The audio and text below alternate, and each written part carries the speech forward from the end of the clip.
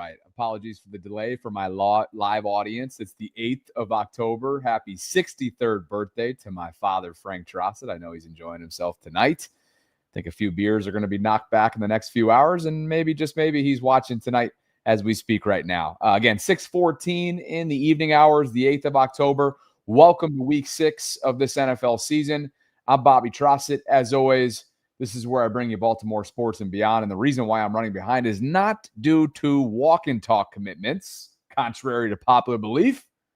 Actually has everything to do with this vicious news cycle that continues to follow the Ravens organization. And my God, is it getting more and more vicious by the day. And I'm not just talking about the commentary, right? And some of the criticism surrounding this organization and the on-field product that they've put out. But I'm just talking about the amount of people, the amount of content that is out there right now. Everybody wants a piece of this pie.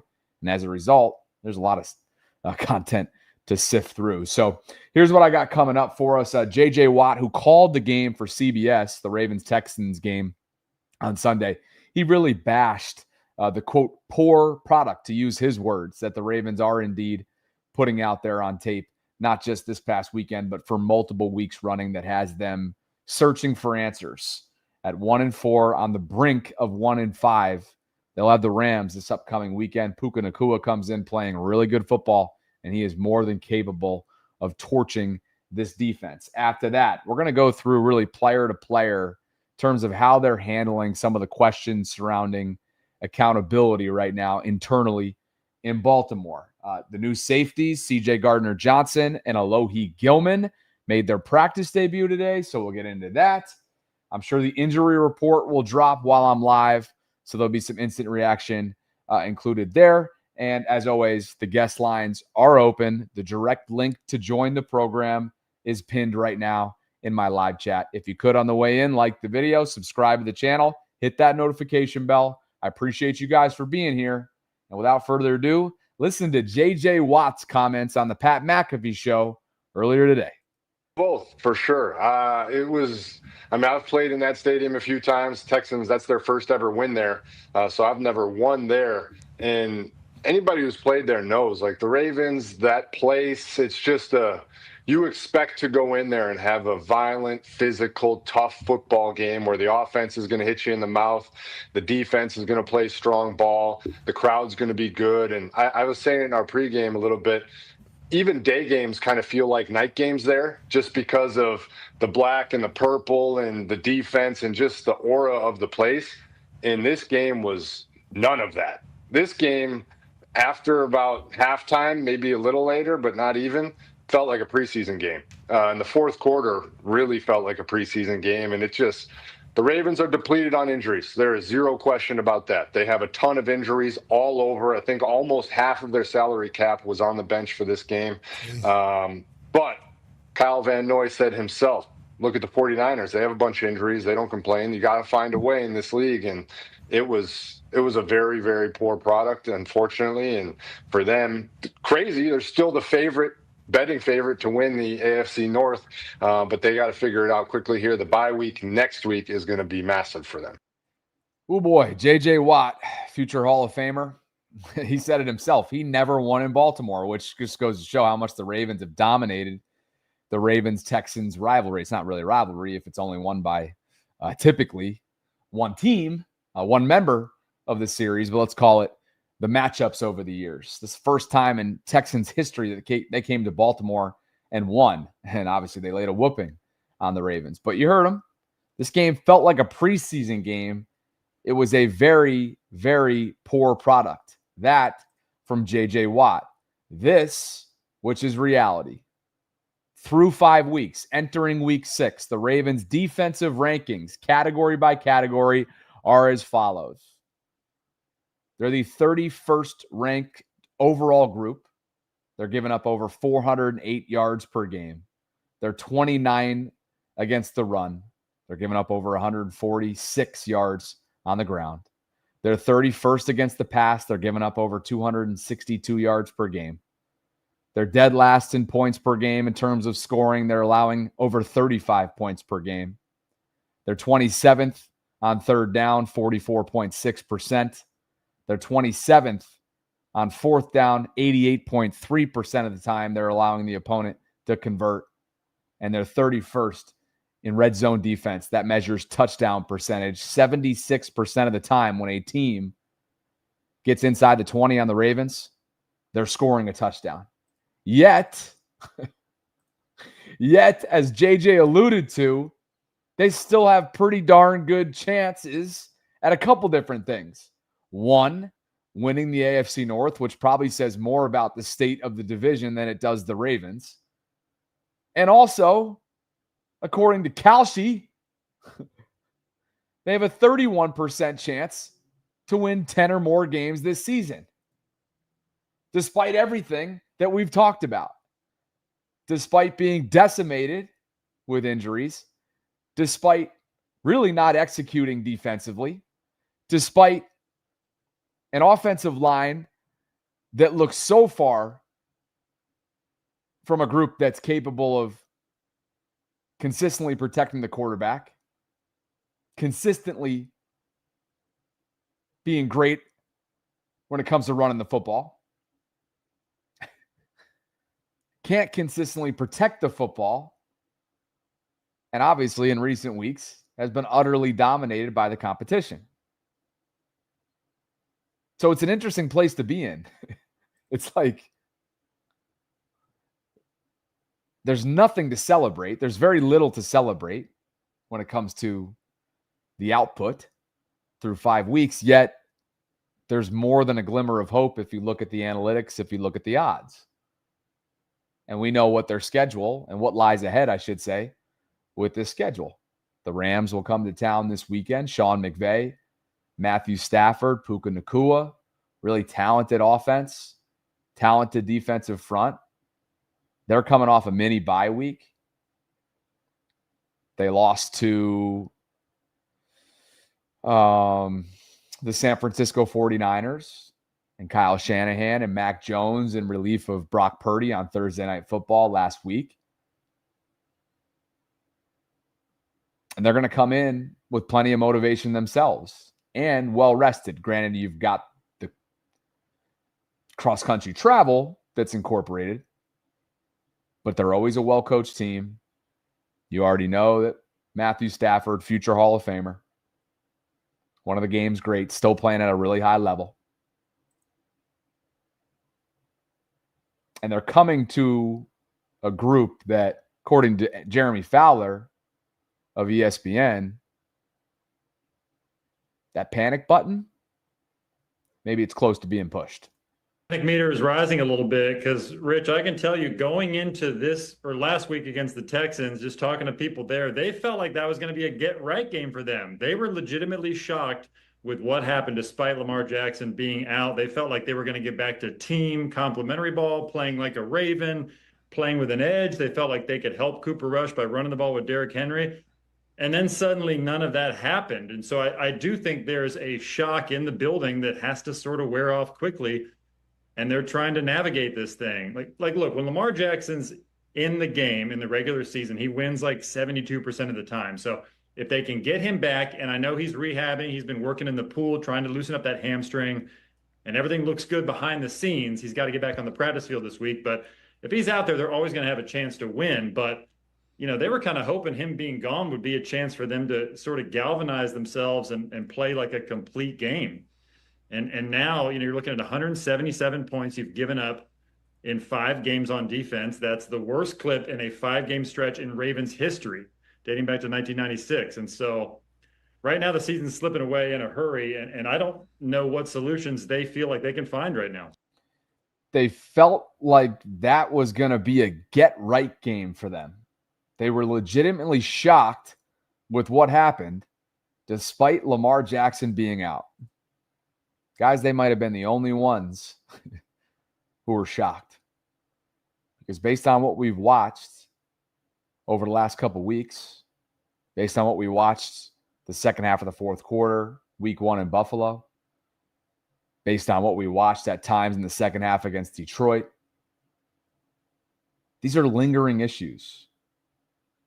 And granted, yes, they are decimated right now with injuries, which have absolutely taken a toll and played a part and deserve mention when it comes to divvying up blame and peeling back the curtain and trying to figure out how they got here. But ultimately, we've seen a lot of these lingering deficiencies rear their ugly head prior, during, and maybe even post injury recovery timetable. Now, again, the injury report is yet to come out for the first of 3 days moving forward. But I think you get the sentiment that I'm attempting to put across today. A get-right game.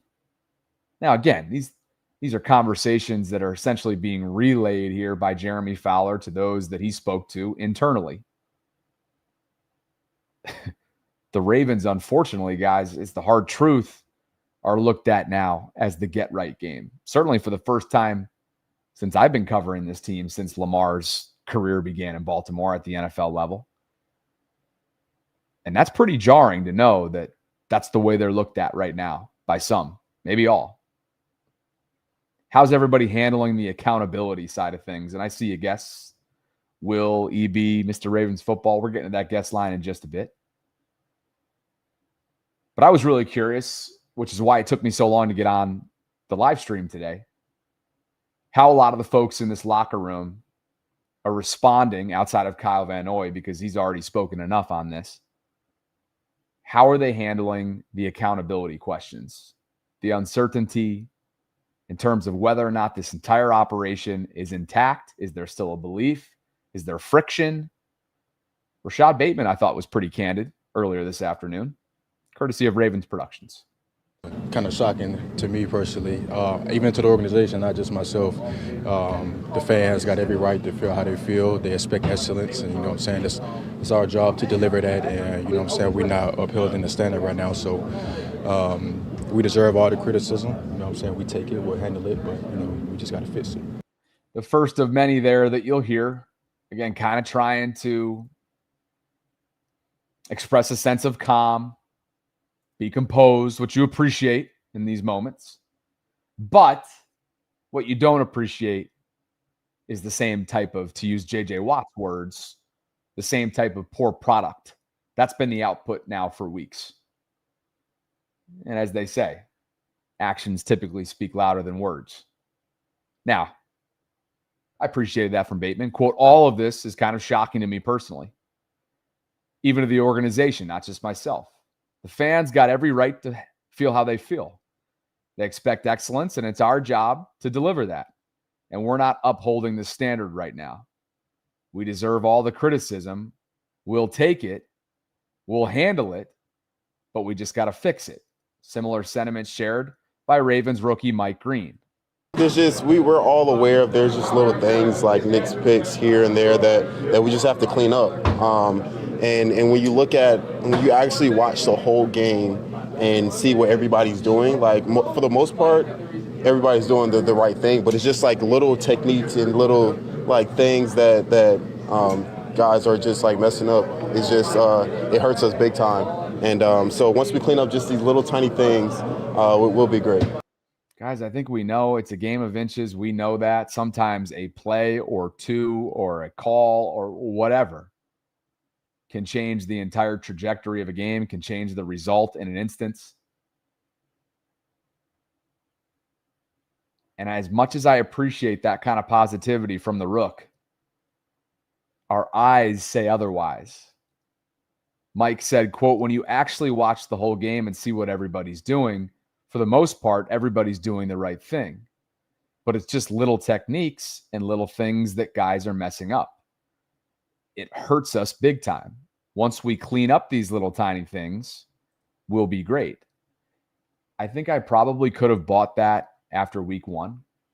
I maybe even could have bought that after the Detroit game. I can't buy that type of positivity, that type of optimistic outlook. By the way, I'm not criticizing him. These guys have to say that, right? They got to keep things intact. They got to provide non-headline driving content when they're at their media availability, right? So I'm not criticizing Tilly. I put the blinds down for a reason, and I still get bit in the ass. Don't I? And what did you do yesterday? Are you going to tell everybody what you did yesterday?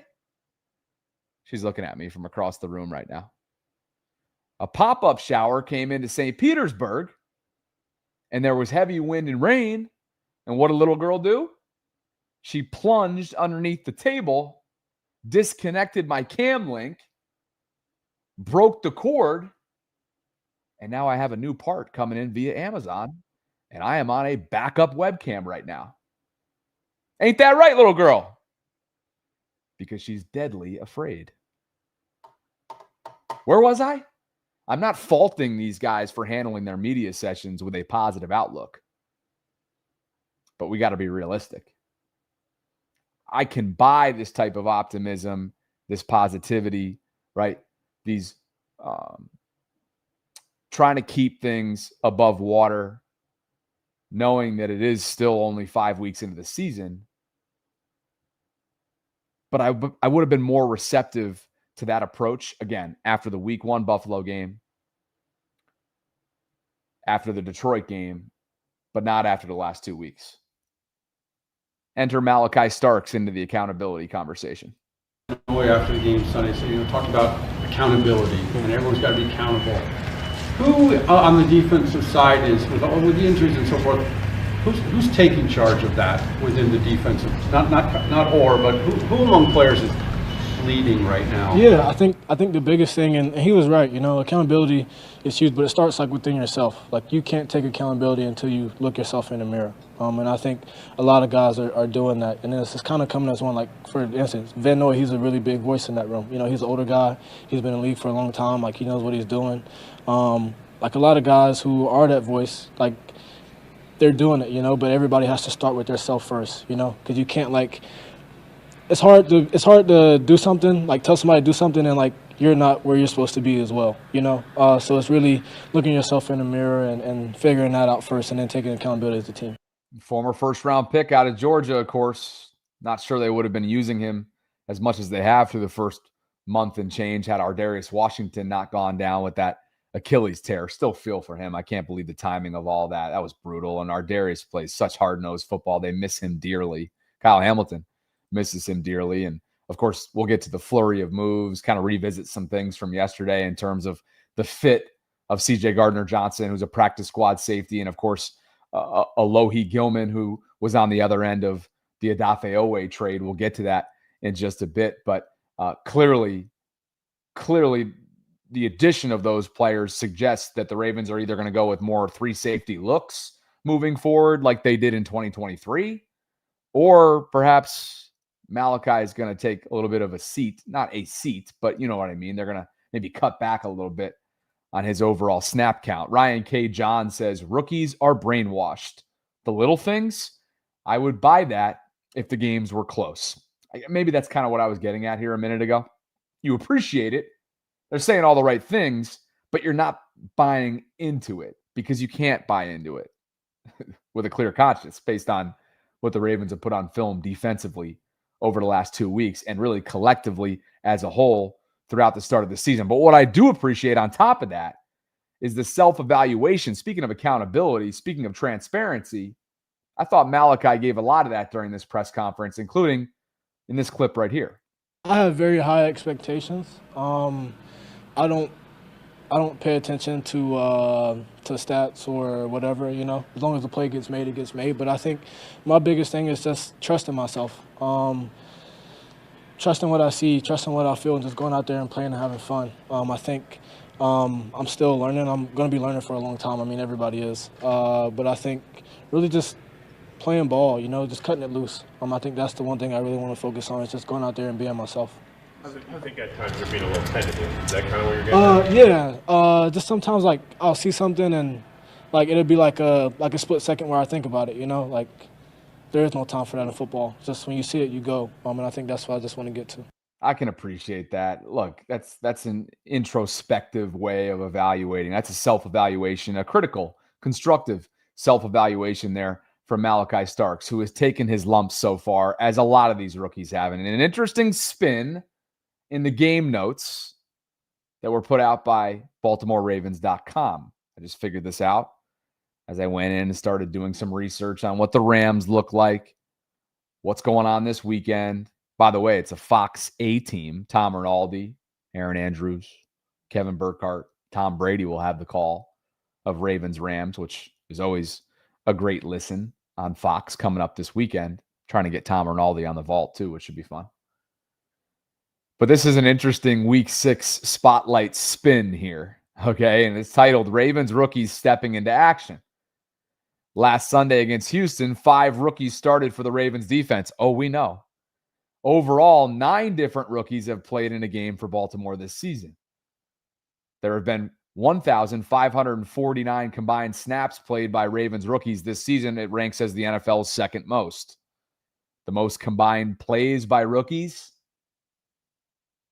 just a few snaps, 100 plus or right around 100 or so behind the Cleveland Browns, who have leaned on first-year players more than the Ravens. The only team that has leaned on first-year players more than the Ravens. Okay? Again, this is an interesting spin because it's not been exactly something to celebrate. It's been one of the main reasons as to why the Ravens have had the deficiencies that they've had and they continue to deal with. That's no disrespect to any of the rookies. None of them really were expected, maybe outside of a first rounder in Malachi or a second rounder who could have very well been a first round talent in Mike Green. Not a lot of them are expected to contribute right away. Certainly not Teddy Buchanan, who's sipping from the fire hose. All these guys are. And so it's not to sit up here and on my high horse and rip the rookies. But this Week 6 spotlight right here has been anything but a spotlight. Matter of fact, they've been under the spotlight.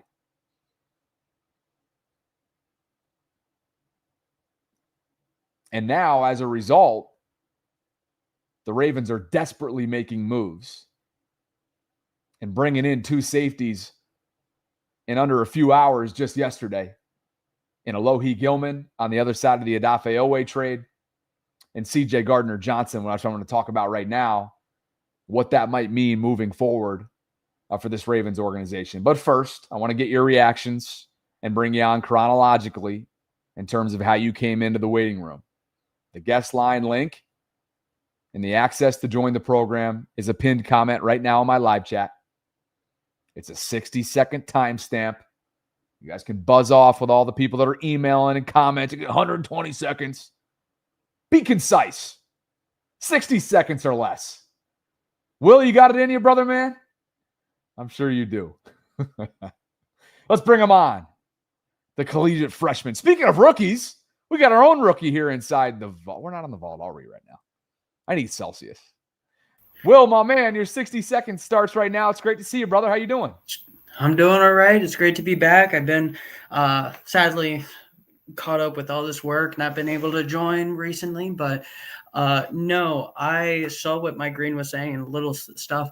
I was seeing like how much coverage they were giving receivers. Heck, I was watching a Madden YouTuber the other night talk like saying, oh, he's playing off and getting receivers open short. So it's just like when like a Madden YouTuber is exposing like little routes like that, it's just like that's what I see out of the Ravens. They're playing Madden and like a little kid's like thing, in my opinion.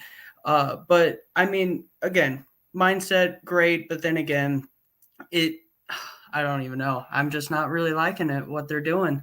And they just need to work really hard at it. And I don't know. I don't know what much else to say. They're just listening to what their coaches are saying. But again, those decisions need to be made quick and right away. So yeah, I don't know what much else to say. You can appreciate the self-assessment that Malachi Starks gave because, again, the processing when it goes from the collegiate to the NFL ranks, that takes time. And Malachi, I thought, gave an introspective answer, a genuine answer as to where he wants to improve upon. And he's right. And he's not alone. And guess what? He's not the only one that's struggling on all 3 levels of this defense. So, Will, it's great to see you, brother. Hope your semester is great, off to a great start. And hey, do I owe you a message? Yeah, I mean, I maybe sent something a while ago. If you need, I can send another one. Please do. But Please do. And I'm sorry for missing that. I owe you. Yeah, I owe you a piece of merch, my man. We'll catch up soon. It's all good. All right. Great seeing you, man. That's our guy. That's our rookie right there. That's the Bobby Baltimorean rookie right there. My man, Will, live from his dorm room. Look, again, what you saw on the previous screen, not something to celebrate, right? The Ravens try to put a positive spin on it when it comes to the involvement from rookies so far, but hey, yo, what are you doing? We're live. We're live. You know what it is, guys? I can see it right now in the distance. There are squirrels teasing my dog right now on the telephone pole. They are on the telephone pole, all running around, literally, which is right outside because we're in a top unit. And they are totally toying with Tilly as we speak. And if you know anything about Tilly Trosset, she's got a prey drive that's through the roof. I have seen her. What is Lamar doing on Twitter right now? Lamar's trolling people yet again on Twitter. Is that what he's doing? What's going on here? Oh, yeah. Lamar's just clapping back at people on X.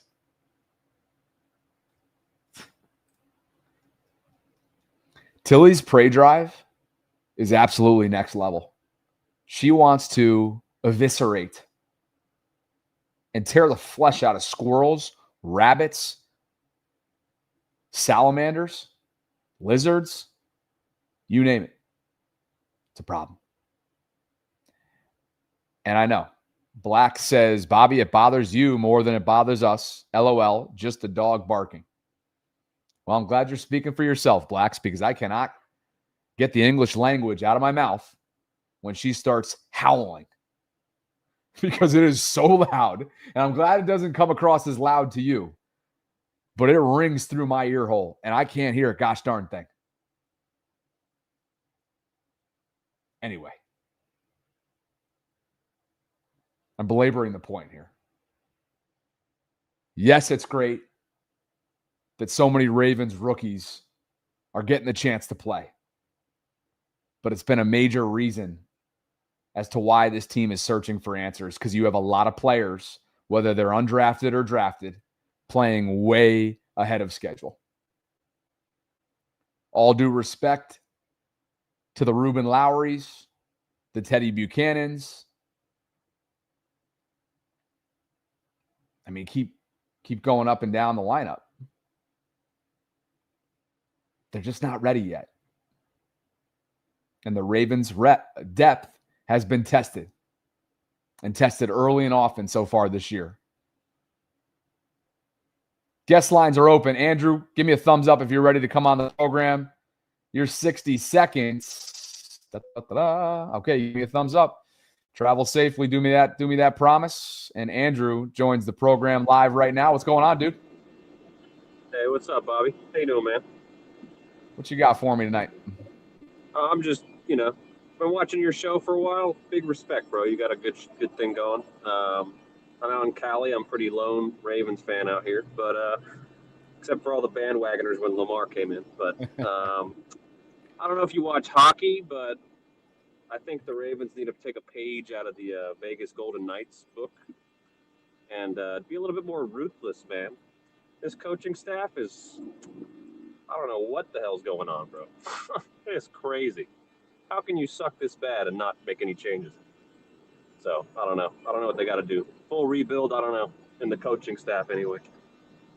They're flirting with it, man. Thanks for the call, dude. Safe travels, and appreciate the compliments as well. Keep plugging along. Big week coming up. A lot of football left, but to your point, if something doesn't change in terms of the product they're putting out, and to use J.J. Watt's words, the poor product that they're putting out, you're going to see more changes. And it may not start with Harbaugh because we know how Bisciotti does it, but at some point, something's got to give. So appreciate the call, man. Hey, you too, man. Later. Andrew out in California. We got a Ravens flock community out there somewhere? The San Diego Ravens flock? Or what am I thinking about? I feel like Greg from Long Beach, who often participates via Super Chat on the Vault, I feel like he's a part of a group out there.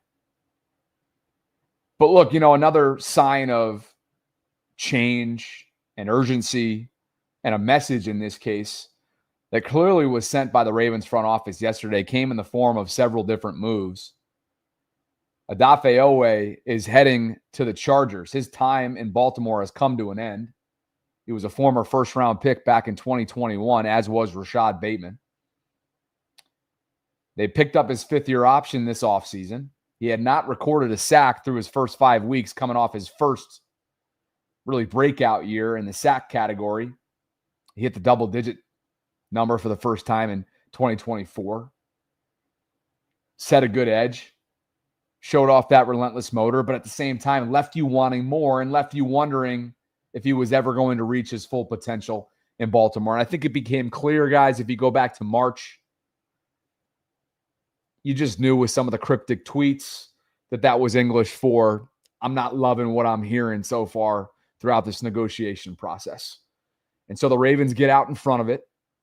Hopefully they're not done. The move cleared up over $7 million against the cap, which hopefully for Eric DeCosta and company will give them flexibility to bring in more reinforcements for this interior defensive line and perhaps their edge rusher room as well. They need all the help they can get. It's been blatantly obvious how much of a walk in the park it's been for opposing quarterbacks with the lack of pressure that this front is getting on them. And so Odafe goes to LA. Alohi Gilman, the former Chargers draft pick out of Notre Dame, who used to play, by the way, his freshman season in South Bend with Kyle Hamilton, reunites with number 14 in Baltimore. The Ravens get themselves a starting caliber veteran safety. And perhaps it'll free up Kyle Hamilton to be used more like he was in 2023. They want to be able to use him up at the line of scrimmage. They want to be able to use him as a rusher, as a linebacker. All the different alignments that you've seen that's made Kyle, the unicorn that he is throughout his years in this league. Or knowing that C.J. Gardner-Johnson was also brought in yesterday to their practice squad and will likely be a game day activation come Sunday against the Rams, it could mean that Malachi Starks might get a breather here. I don't know.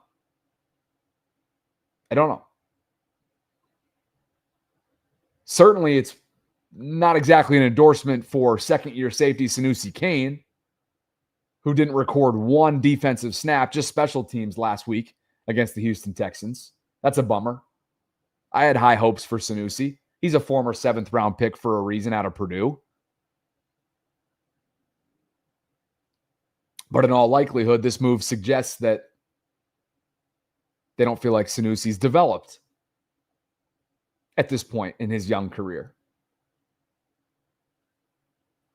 Alohi Gilman made his practice debut today. He'll be wearing number 12 for the Ravens.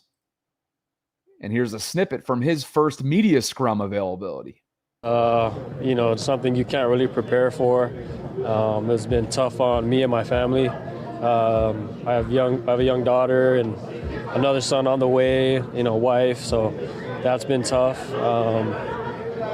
You're in one facility one day and you get pulled out and you're on a plane in 3 hours and throw a bunch of stuff in your bag, say goodbye and hit the road. So, it's a whirlwind of emotions. Obviously I spent a good amount of time with the Chargers, my whole career, 6 years. So it's, a little bittersweet, but I've come to a great organization and I'm super grateful for that because, they could have sent me anywhere and, being able to be here at the Ravens and, they wanted me to be here to help this team win. I'm excited to do that and whatever I can do to be the best version of myself and to get this thing going. Welcome to Baltimore. Seems like a good dude. Former 6th-round pick by the Los Angeles Chargers back in 2020. Spent his entire career there. Again, finished his collegiate career at Notre Dame. Started actually in Maryland at the Naval Academy for just the 2016 season. He's 5'10", 200 pounds. Joe Ortiz obviously was in the middle of this. He's their general manager, longtime director of player personnel under Eric DeCosta in Baltimore. When Jim Harbaugh was hired last year, he went over to serve as GM. So not only was this a Harbaugh to Harbaugh deal, but it was a Ortiz to DeCosta deal. And I think there's benefits to both sides. As Mike Garafolo noted here, and I just alluded to a little while ago, the Ravens needed help on their banged-up secondary, and they feel that Alohi fits well in their scheme. The hope is he will give them a reliable deep safety to complement Kyle Hamilton. And what I mentioned, a Harbaugh to Harbaugh trade, both sides see as mutually beneficial. The other safety that now enters in, as I've already mentioned a couple times, is C.J. Gardner-Johnson. He played just 3 games this year for the Houston Texans prior to being released. It did not end on good terms, but he's somebody that's a Super Bowl champion, highly physical player, emotional player, aggressive player, a former 4th-round pick by the New Orleans Saints, where he spent his first 3 years from 2019 to 21. He then went to Philadelphia. He then went to Detroit. He then went back to Philadelphia, where he won a Super Bowl.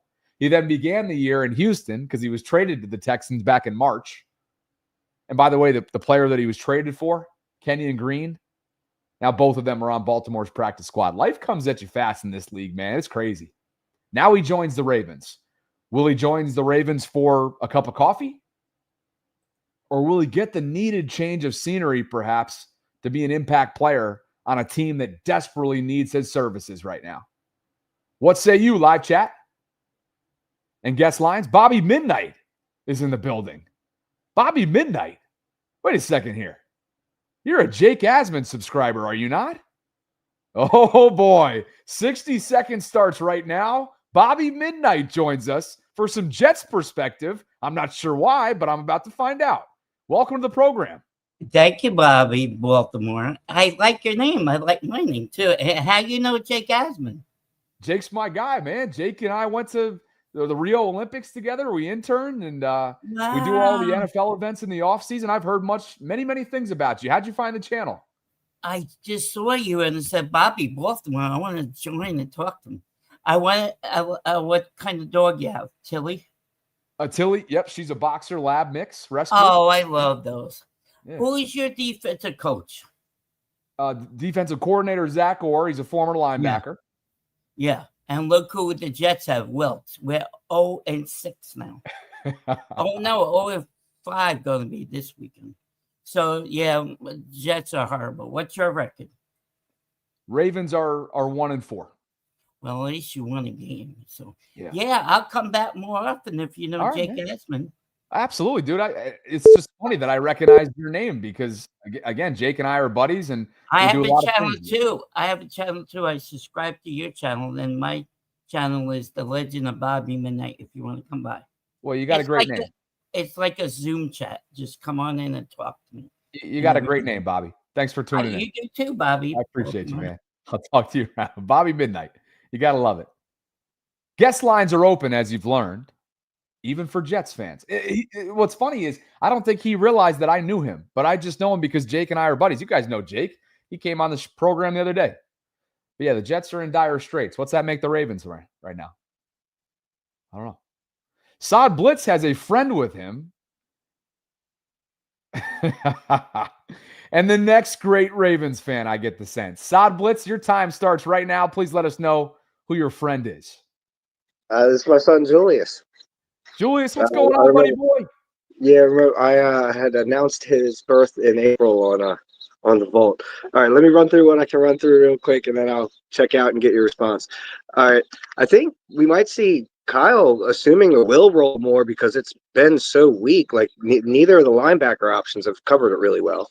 I wanted to talk about 2 trades that I wanted to happen that I didn't think were possible, but apparently were. If they knew in March that Oweh was going to be gone after this season, they should have sent him in 2 first rounds to the Cowboys. I was thinking that, and then I was like, no, they wouldn't take that. But they took the Packers deal, which was pretty similar. And then on Monday, I was thinking after Rush's 3 interceptions, we should trade for Flacco. I didn't think that was possible either, but apparently the Bengals did. And Bobby, 1.5 ain't bad. Maybe you should just step back and find out if you got more in common. It might be worth it because at least you know she's bound to have kids. Did you see that in the Discord? Is that what you're talking about? You talked about it the other day. Oh, did I? Oh, no, it was yesterday. Yesterday you were talking about it. You've been streaming too much, Bobby. You spend all your time on here, man. I'll catch you later. You are too funny. Julius, Welcome, my man. Welcome. Congratulations, Saad. Thank you for the call. And what a stud. What a total stud he is. So congratulations. Have a good one, Bobby. All right, man. Guest lines are open, guys, if you want to share a word.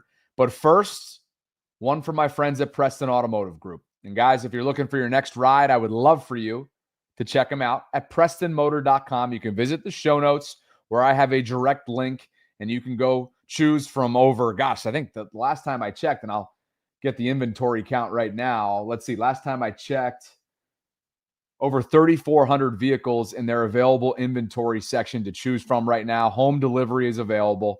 You've got exclusive offers that are available to you as Bobby Baltimoreans. One, you can cash in $500 towards a new or pre-owned vehicle. Two, if you buy 4 tires, you'll receive 50% off your alignment. There's no better time to shop at Preston. You've got dealerships all over the Maryland area, greater Baltimore. Cars cost less with Preston. Whether you're in Baltimore, Aberdeen, Randallstown, or anywhere on the shore, there's a Preston dealership ready to take care of you.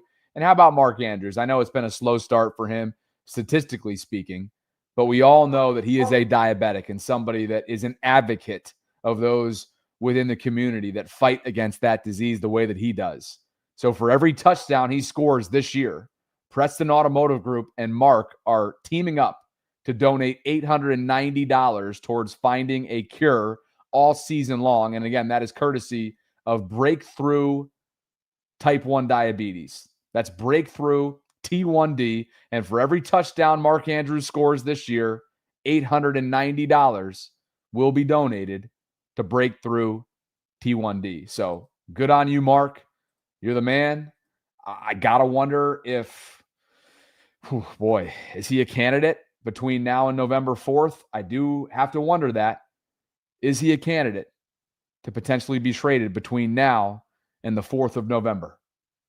Because that's the trade deadline, and it's coming up, and it's coming up quickly. Again, here is the site.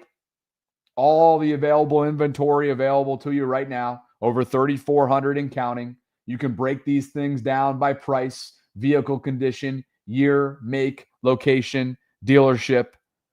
2+ years running. I'm running on my Bobby Baltimore Bronco, and especially thankful for them as they continue to support the program.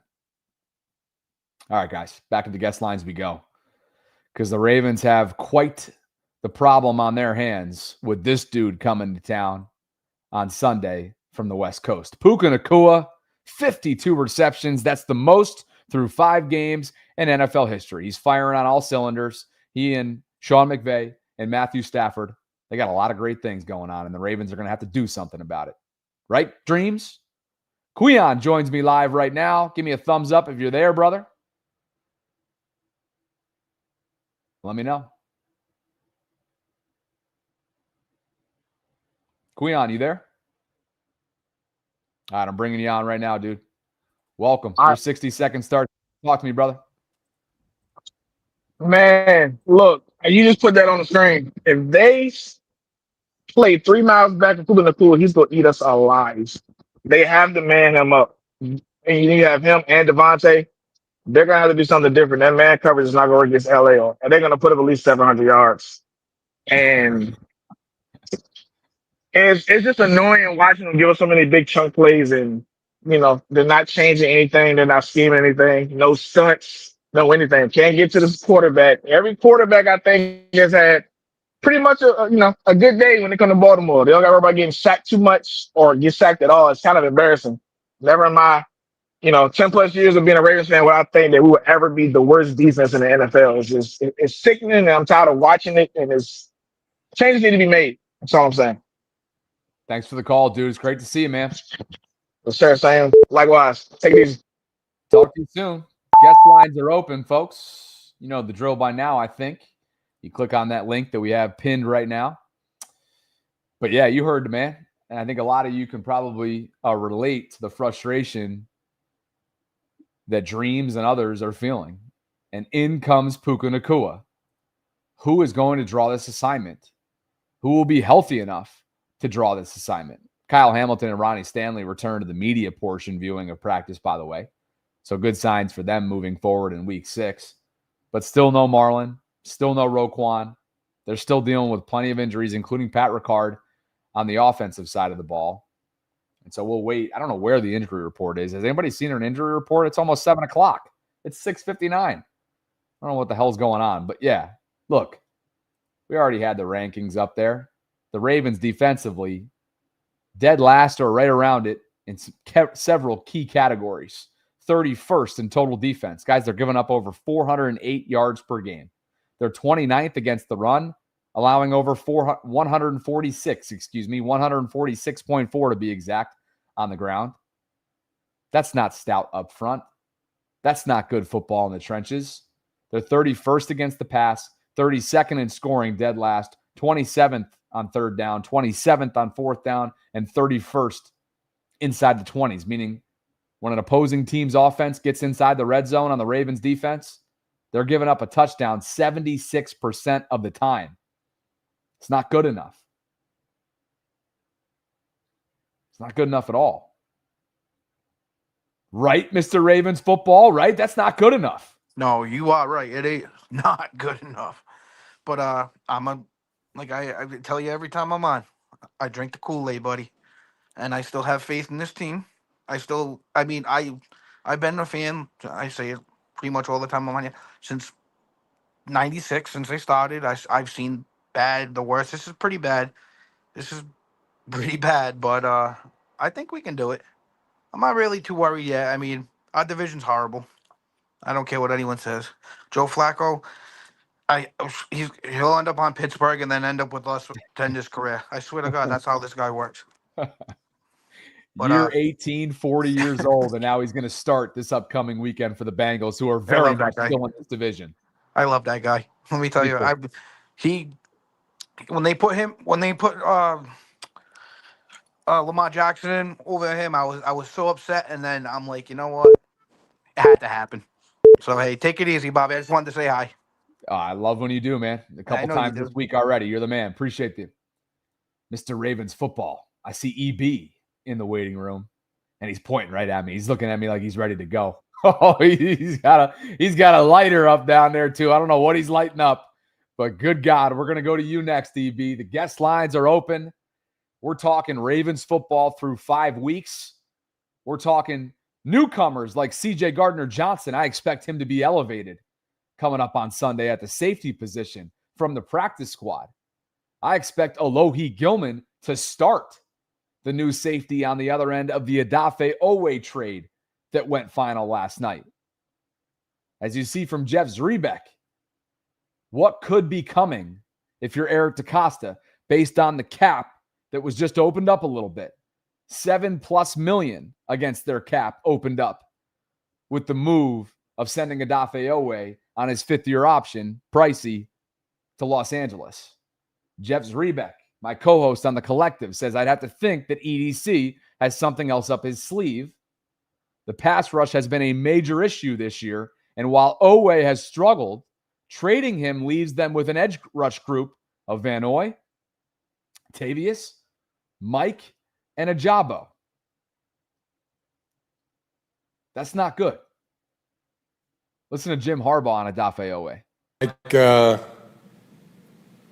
To me, he's a lot like Khalil Mack, direct rusher, but has speed, has dip, has ability to set the edge. Been a very good, productive player, young player, right in the prime of his career. So those things and others. A lot like Khalil Mack, huh? We didn't necessarily see the ceiling, perhaps, of Odafe Owe in Baltimore, given the amount of potential that he possesses. Do we all agree that Odafe's got tremendous potential? The measurables, the athleticism, the motor, they're all through the roof. But there's a reason why, fair or unfair, he was referred to as almost Owe or No Way or several others not so flattering out there in the nickname category, right? There's a reason why Odafe was not in the Ravens' plans moving forward in terms of their priorities from an extension perspective. There's a reason why clearly there was a disconnect this offseason between his party and the Ravens. What was that? There's a reason why negotiations broke down in March, which led to the cryptic tweets from Adafe. All in all, his career in Baltimore comes to a close. He was the 31st overall pick back in 2021. He played 67 games, 25 of which were starts. He logged 148 tackles, 103 of which were solo, 26 tackles for loss included. 23 sacks, including 10 in what was his first double-digit campaign a year ago. And there's some context in there as well, right? A lot of them came in one game. You had Nnamdi Madubuike and Travis Jones playing at a really high level in the interior, which opened up opportunities for him on the edge. He had 66 quarterback hits, 7 forced fumbles, 3 of which were recovered, but none, meaning sacks, no sacks through 5 games this year. Mike Green had been out snapping him for weeks. Adafe played just 37% of the snaps in the loss to Houston on Sunday. And most importantly for Eric DeCosta in this front office, as they set their sights hopefully for priorities from a team building standpoint in the next few weeks leading up to the deadline, the move saved close to $8 million against their cap. What else does Eric DeCosta have coming? That is what I'm curious on. EB, what else does EDC have coming if you were to foresee? 60 seconds starts now. Extra Butter joins me live. Q, we're coming to you next. What's going on, EB? What's going on, Bobby? Turn that lighter on. I want to see your face. There he is. There's the boy. All right, Bobby. I actually saw that coming. I mean, he was in his 5th year option. I mean, and it took him this long to really break out. In my opinion, the future in the edge is honestly Tavius Robinson and Mike Green when it's all said and done. I really don't think it's the players. I say it's 35% their fault, and the other 65 is pure coaching. To be honest with you, Malachi Starks do not need to take a step back. If anything, he needs to step on. We made him the 1st round pick for a reason. Let the man. He's already got the IQ. He's already developing for getting the play. It's just what he's been ranting. Like, I feel like there's need to be major changes far as on a defensive play calling.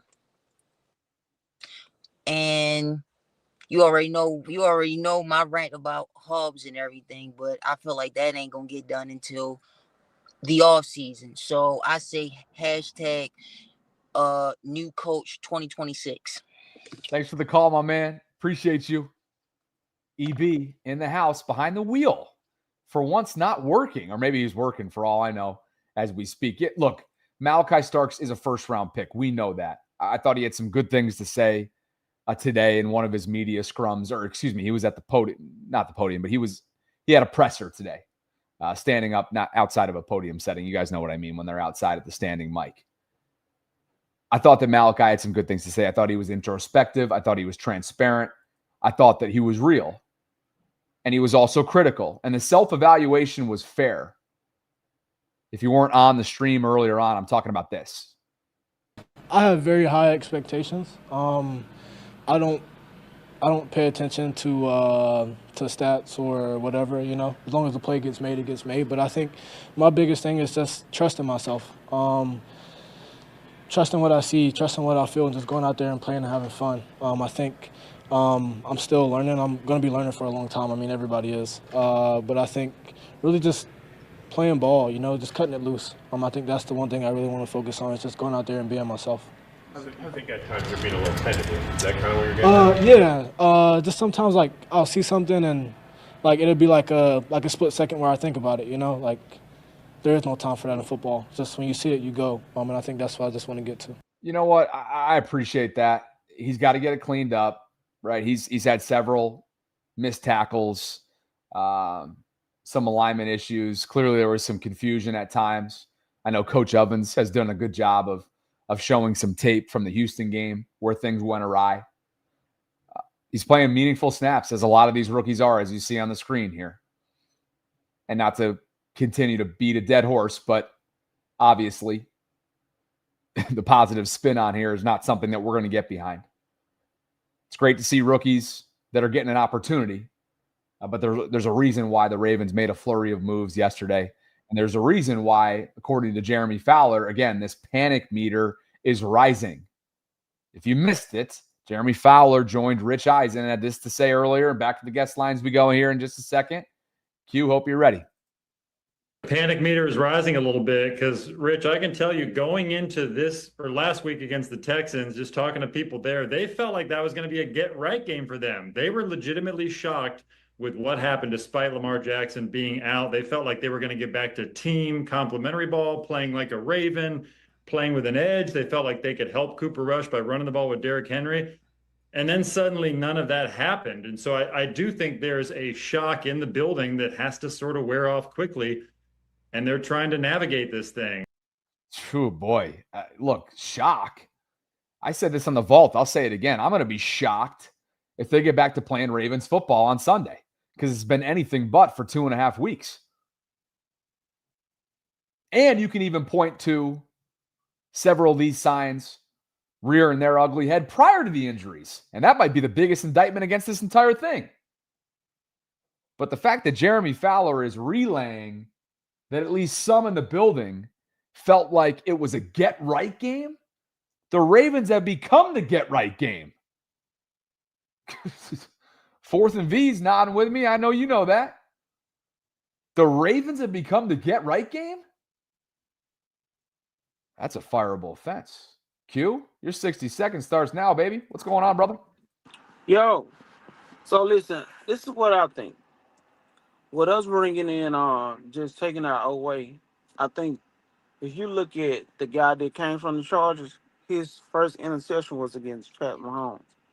I think we ought to take that, and I think we ought to live off that, because that's Pat is Pat. Pat is Pat, and I don't know if it was this rookie year, but that's a good sign. So I ain't thinking about Owe no more. And another thing I hate is we bring in Cal down to the box. I think that's a big risk of him getting injured, playing in the trenches or whatever. But hey, man, I hope we do what we got to do to get right this season. Go Ravens. Appreciate you, brother. Thanks, Q. 15 seconds to spare, too, Q. You got anything else to say? You got 10 seconds, man. Man, I enjoy you and Sarah, man. Keep doing it. Keep doing what you're doing, man. Appreciate you, man. Thanks for joining me. Looks like you're just finishing up a shift, too. So best wishes. That's awesome right there. Okay, just to kind of share some thoughts on what he had to say, because he expressed some concern about Kyle Hamilton potentially being injured if he's more up against the line of scrimmage. Look, the scare money don't make no money, and Kyle is at his best it's not that he's in a box, so to speak, when you're asking him to solely be traditional safety on the back end, but it's just you're not getting the full Kyle Hamilton experience when you place him in said box, if you will. We've seen what Kyle can do when he has a plethora of opportunities from a variety alignment standpoint. He can play linebacker. He can play up against the line of scrimmage. He can, you name it. Kyle can do it. Guy could be a gosh darn defensive end. That's how gifted 14 is. That's how rangy. It's how instinctive Kyle Hamilton is. So I think we should celebrate the idea of the Ravens perhaps making moves that'll give Zach Orr, Chuck Pagano, Dean Pease, and these defensive staff members the opportunity to feel confident that they can use Kyle once again with those types of components. 4th and V, what say you about this whole conversation today in Ravens country? Welcome to the program, man. You are muted at the moment, and now we welcome you in. 60 seconds starts now, man. Appreciate you, man. I'm a big fan of what you do and how you cover our team. I don't know, man. I'm frustrated right now. I feel as though it's coaching malpractice. There was a stat that said when we ran the ball on first and second downs, we are like top 5 in production, but we run the ball pretty much the least in the league right now. So it's so many different things that we're not doing well. And it's unfortunate because John Harbaugh, I've always thought that he was pretty good at getting the best out of players. Even we've had worse teams. And I've never seen a collapse like this. I don't know if the message is getting stale. I don't know, but whatever it is, man, we're way better than what we're putting on the field. And we have to produce and we have to show that we're a contender. And that's really it. Well said. Appreciate you, man. You heard what JJ Watt said at the beginning, didn't you? I mean, yeah, I had it up. I'm going to play to it again once I let you go. I mean, a poor product. That's the output. Yes. That's the product right now. And at some point, this becomes about optics. This becomes about business. This becomes about reality. And right now, again, I can confidently tell you that if they get back to playing Ravens football on Sunday, color me shocked. I will be shocked. Thanks for the call, man. Thank you, man. Appreciate it. Up with you. And thanks for the kind words, too. We appreciate that. Richard, we'll get to you in just a second.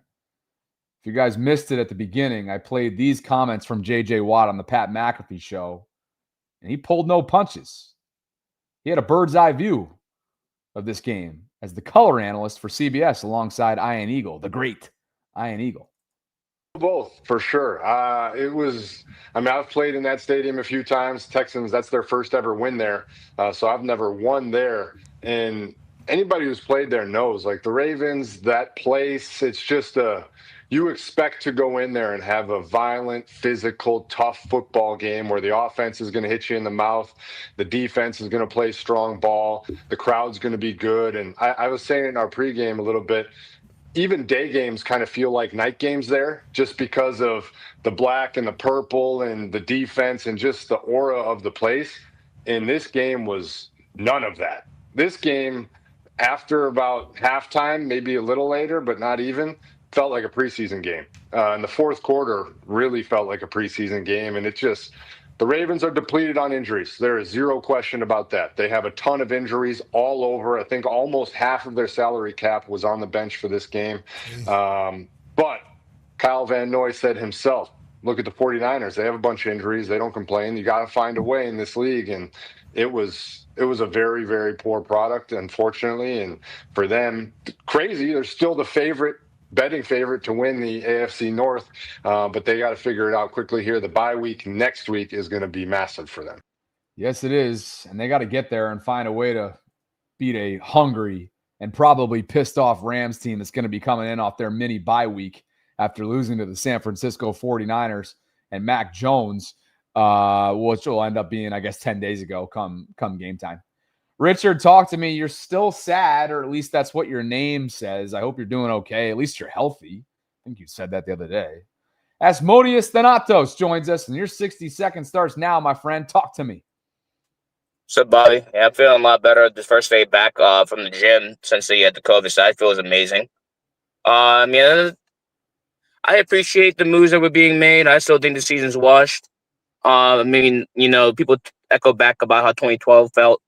The difference is 2012, the team always had heart. You had the alphas in the room. You had the leaders. You had the Terrell Suggs. You had a Ray Lewis. You had a Ed Reed. You had a competent offensive line, at least near the end of the season. You don't have any of that now. You have John Harbaugh. John Harbaugh, his track record, even in 2012, we almost choked out of the Super Bowl game. So, I think the season's washed. And, there would have been some light at the end of the tunnel. We would have got rid of Orr, but we did not. So, I don't see this happening. Perhaps we'll get some D-line help, and that helps next year, and perhaps we get a new coach. But otherwise, no hope. Thanks for the call, brother. Appreciate you. Yep. I'm laughing because Steve Loop is in the comment section, as he typically is, and he wants me to handle the game day time management. I don't know if I'd be any good at that, Steve. I think they'd rather have Jerry Rosberg. I don't know why that hire went below the wayside a couple years ago, but I know John could definitely use, it hasn't been about time management or game management as much this year, just because, let's be honest, they haven't been in as many games as they typically are the last couple of weeks. but it has been an area of critique in the past. And so I did get a good laugh out of that. Look, as much negativity as there is in criticism, a lot of which is deserving about this organization right now, you got Steelers safety Juan Thornhill saying this about the Ravens, and it was transcribed by McAfee reporter Mark Kabbally, who has covered the Steelers for a long time. Quote, "I really don't want anybody to think that the Ravens are done. They aren't done. I promise you that. I've seen them enough, and I have played enough ball to know. They have a lot of guys injured right now and a lot of bad things happening for them. But once they figure it out, I guarantee they are not done. By the time we play them, they will be back to form." Pretty strong words from a Steeler. Okay. The Ravens play Pittsburgh twice within what's the span again? 1, 2, 3, 4, 5 week span down the stretch. Matter of fact, as it typically goes, it's heavily backloaded with AFC North games down the stretch. I'm going to give my thoughts on Juan's comments in just a second here, and then we'll cut to LA Ravens fan on the guest line. But first, a word from Prophet X. The NFL is back, and with Prophet X, you don't just play. You trade, call your own shots, and outsmart the crowd. It's not you versus the house. It's you versus everyone else on America's #1 sports prediction market. Request your own odds and win real money predicting spreads, totals, and player props so you can earn more and risk less. Play free, play smart, play your way with ProfitX.co. Available in over 40 states. Now available on Apple and Android.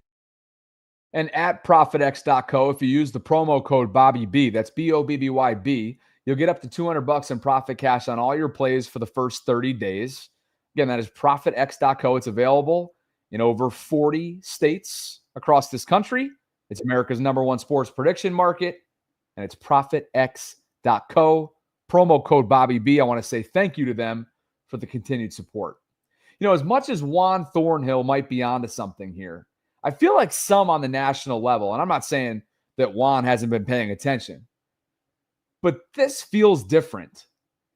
When a Ravens team is being questioned when it comes to toughness, physicality, tenacity, execution, want to, that feels different than past deficiencies.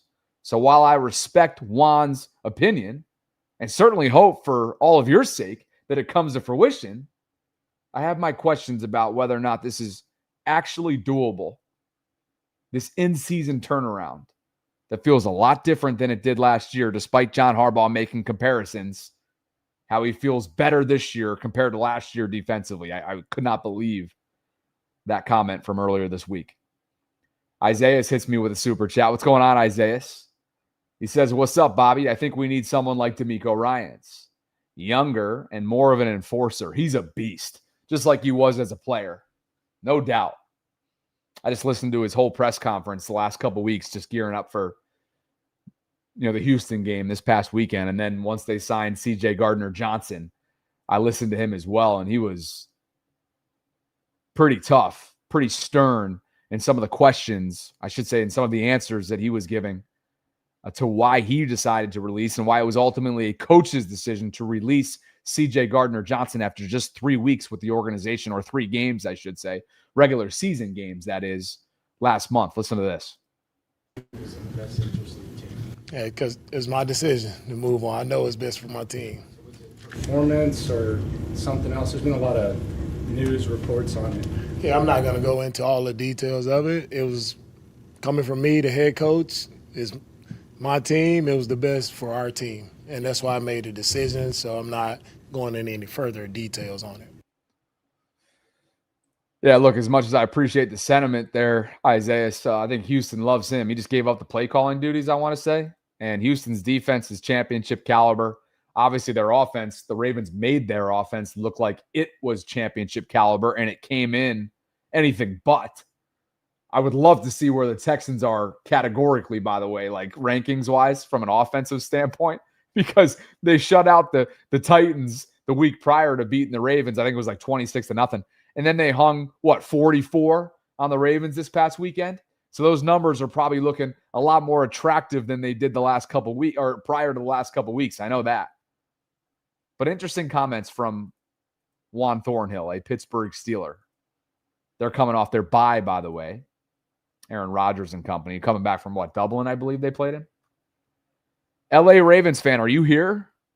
If you are, turn that camera on. I'd love to have you on the program. I see you in the waiting room as we speak. But first, here's RG3's perspective, perhaps a contrarian take on the John Harbaugh conversation right now. Baltimore Ravens should never fire John Harbaugh. The Ravens have started their season 1-4, and the fans are calling for the firing of John Harbaugh.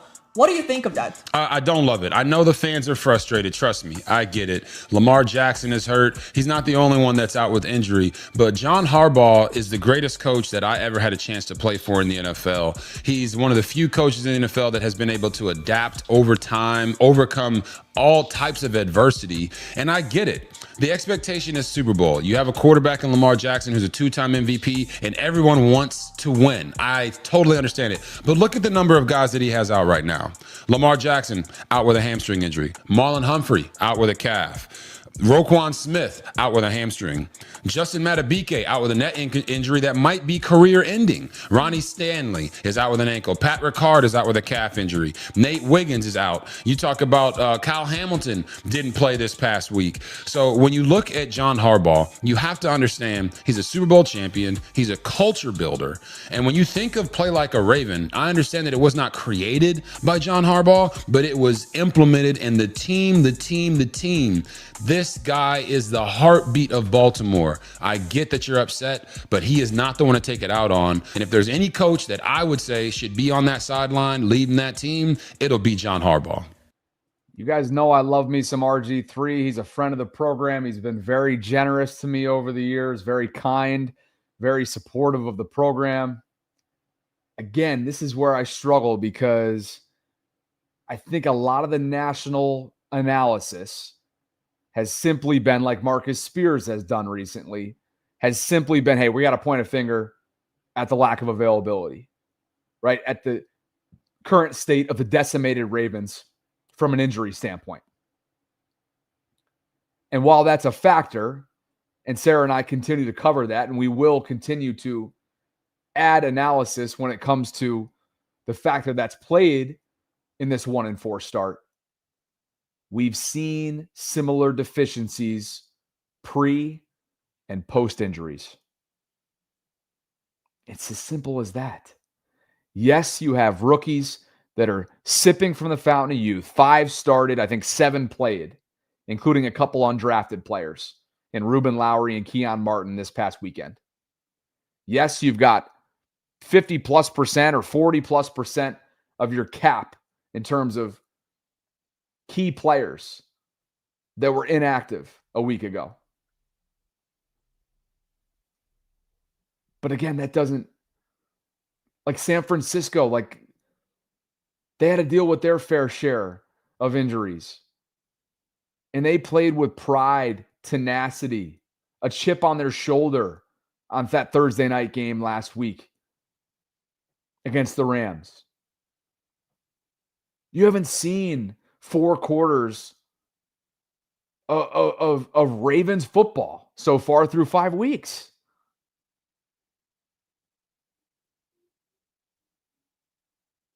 And now there's suggestions that there might be some internal struggle going on right now. Whether it was John Harbaugh lighting up Todd Monken at a press conference recently. Whether it was Kyle Van Noy's comments, which he went and did damage control on his most recent podcast. Don't get me going on that. Sarah and I had a great segment on that earlier today.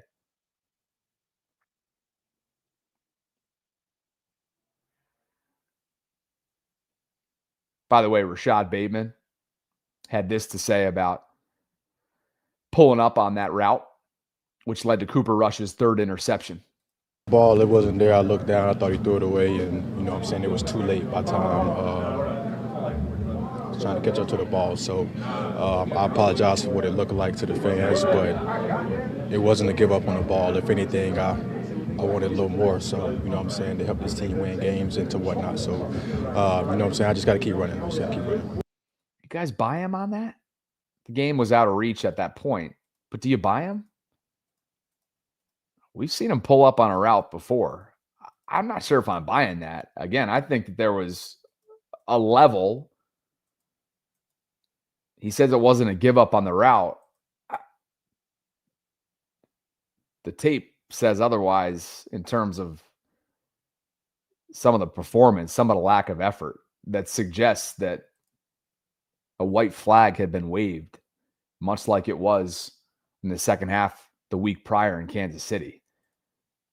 And that's what's so hard to wrap your mind around the current state of the Ravens. Like when the simple things are questioned, like effort, physicality, desire, that's when you start to be like, wait a second, this is unfamiliar. This is unrecognizable, uncharted waters for Baltimore Ravens football. I appreciate Bate. I think he's coming off, obviously, a breakout season. It's been a slow start for him, along with many pass catchers not named Zay Flowers in Baltimore so far this year, particularly with no Lamar. And as much as I want to take his word on that one, that's tough. You guys remember how John Harbaugh handled this on Monday? Let me see if I have this. The film on the third interception that Cooper rushed through. What did you see from Rashad? Did he stop the route? Is that what happened there after watching the film? Well, I mean, what'd you see? It looked like he gave up on the route. Yeah, I mean, I don't know why I haven't talked to him about it, but that you got to keep running through that ball, no doubt. I mean, that tells me that he probably, he agreed. And again, the game was over at that time. But it just begs the question. Like the question that's being begged, we all know. Where is the Ravens' way? I guess that's singular. Where is the Raven way? Because we haven't seen much of it. Richard's back, and he says, I love you, RG3, no homo, but you way off. You were on the Skins during the Snyder era. You don't have a great precedence to lean on. He's referring to these comments from RG3 just a short while ago. Baltimore Ravens should never fire John Harbaugh. The Ravens have started their season 1-4, and the fans are calling for the firing of John Harbaugh. What do you think of that? I don't love it. I know the fans are frustrated. Trust me, I get it. Lamar Jackson is hurt. He's not the only one that's out with injury, but John Harbaugh is the greatest coach that I ever had a chance to play for in the NFL. He's one of the few coaches in the NFL that has been able to adapt over time, overcome all types of adversity, and I get it. The expectation is Super Bowl. You have a quarterback in Lamar Jackson who's a two-time MVP, and everyone wants to win. I totally understand it. But look at the number of guys that he has out right now. Lamar Jackson, out with a hamstring injury. Marlon Humphrey, out with a calf. Roquan Smith, out with a hamstring.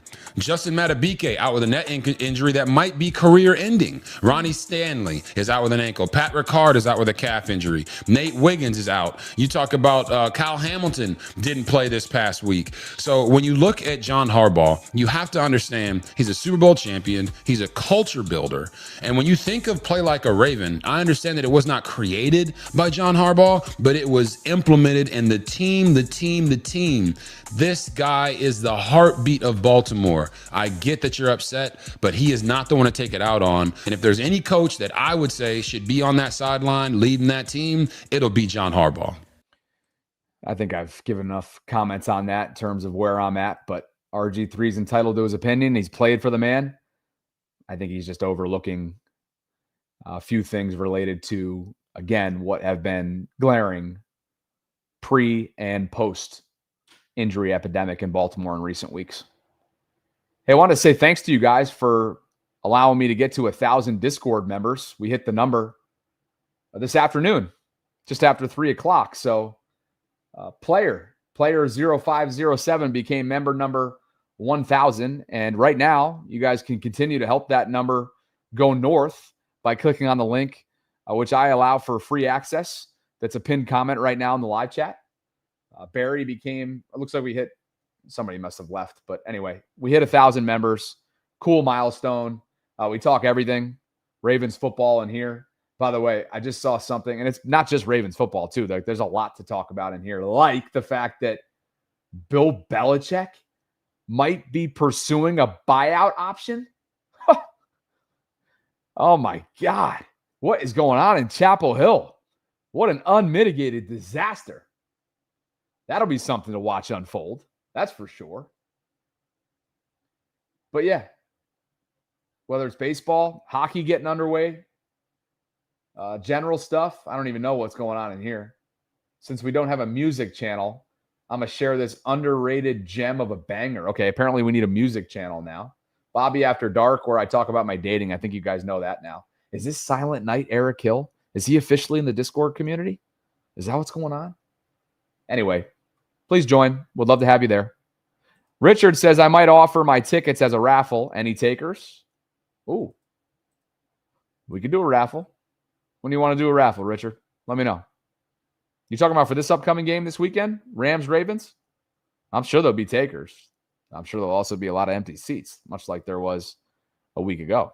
Appreciate you, brother. Hope you guys are all great. And I appreciate you for dropping by. Again, lots covered over the course of the last 90 minutes or so. If you could on the way out, please like the video. Subscribe to the channel. Hit that notification bell. Want to say thanks to Preston Automotive Group for the continued support. Same thing for Profit X and MyBookie and all of my sponsors that make this channel go, both here and inside the vault.